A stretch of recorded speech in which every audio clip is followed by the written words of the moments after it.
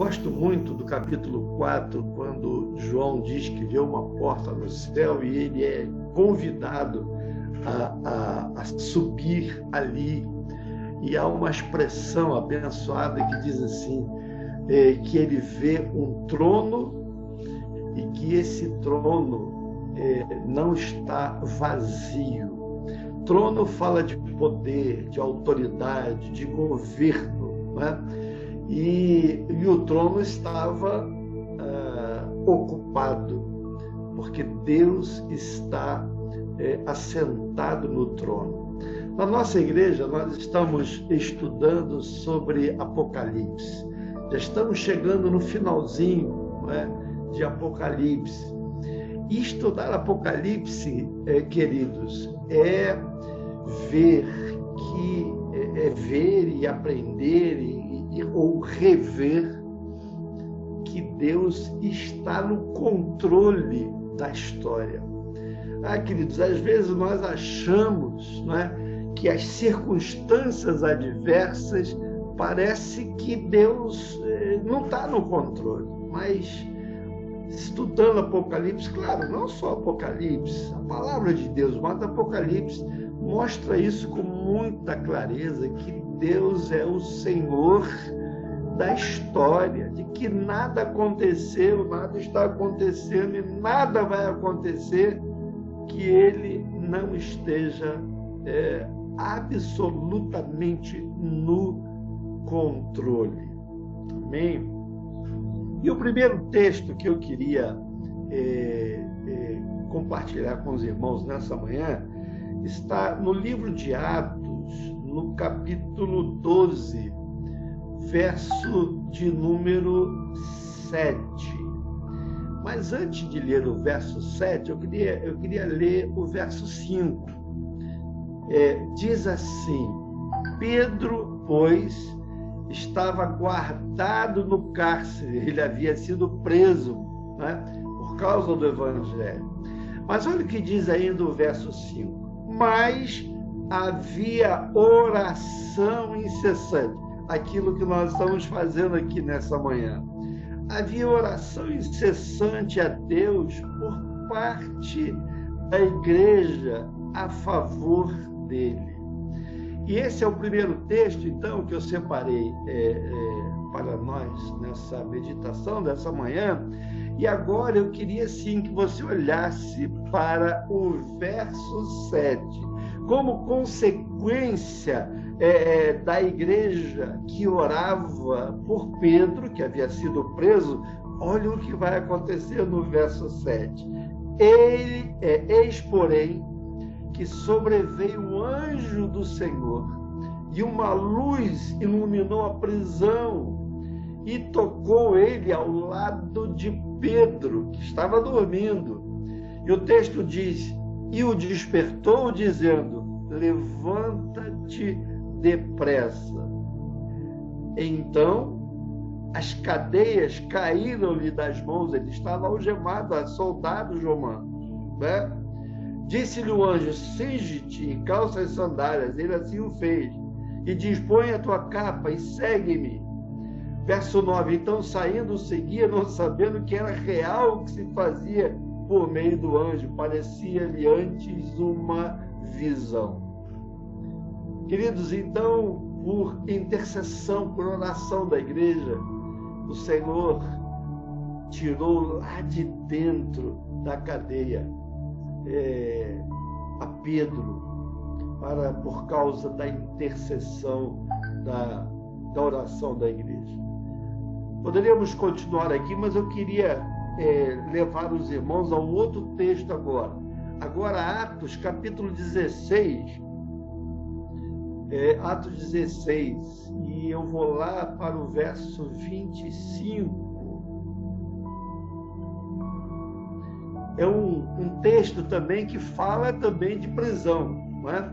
Paulo e Silas estão presos também por causa do Evangelho.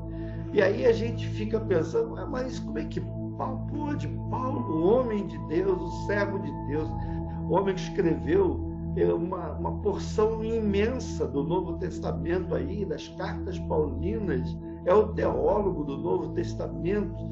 Mas será que Deus não podia ter evitado que ele fosse preso? Mas ele está lá preso. Agora é interessante que por volta da meia-noite, Paulo e Silas, que haviam apanhado também, estavam lá com as costas, imagino, sangrando, né? Mas diz que eles oravam e cantavam louvores a Deus. Já cantamos louvores a Deus aqui nessa manhã. Graças a Deus nós não estamos presos, mas estamos também orando, né? E os demais companheiros da prisão escutavam eles orando e cantando. E de repente, amados, de repente, sobreveio tamanho terremoto que sacudiu os alicerces da prisão. Abriram-se todas as portas, soltaram-se todas as cadeias, né, de todos. E aí o carcereiro, diz o texto, que ele acorda desesperado, né? Vendo as portas abertas, ele já puxou a espada e ia se suicidar, supondo que os presos haviam fugido. Mas Paulo então grita para que ele nada fizesse a si mesmo, porque todos estavam ali. E eu não vou continuar o texto, porque eu quero ainda acrescentar o outro texto, mas a gente vê aqui a resposta de Deus às nossas orações. E nesses dois casos, né, a resposta é bem satisfatória à nossa visão humana, não é verdade? Porque Deus age de maneira tremenda. Mas eu queria levar o último texto para nós concluirmos nessa manhã, essa meditação, e esse texto agora também está em Atos, agora no capítulo 23, Atos 23, né? E aí, aqui no verso 11, Paulo agora está preso, né? E aí, diz esse texto que na noite seguinte, o Senhor pôs-se ao lado dele. Queridos, esse texto eu acho tremendo. Paulo agora está preso em Jerusalém por causa também do Evangelho. E o Senhor vai lá dentro daquela prisão, daquela cadeia. E aí eu fico imaginando, né? Paulo lembrando das situações que ele já conhecia, e agora era o próprio Jesus, não era um anjo, era o próprio Jesus que vai lá.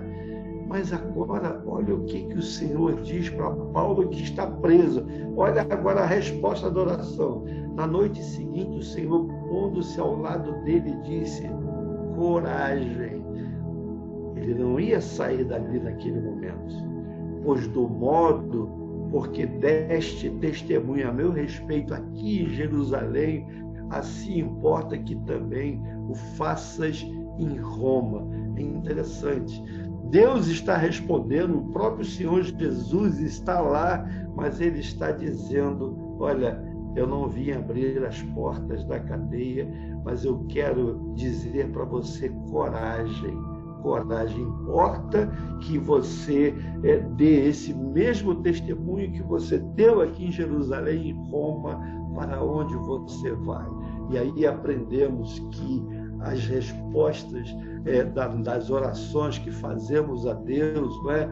Ele às vezes pode responder na mesma hora sim, e às vezes ele pode dizer não, e às vezes ele pode dizer espere. E agora ele diz aqui: Paulo, eu não vou tirar você aqui. É um propósito. Às vezes as minhas lutas, as tuas lutas, queridos, elas têm um propósito de Deus, mas ele continua no controle. Que Deus nos abençoe, que possamos estar convictos de que Deus está no controle, de que em momento algum Deus perde o controle da história. Saiba que Deus está respondendo às nossas orações, e Ele pode dizer sim, Ele pode dizer não, Ele pode dizer aguarde, mas Ele está providenciando e Ele há de responder às nossas orações. Que Deus nos abençoe nessa manhã, que o Senhor continue derramando sobre nós a sua bênção, a sua graça.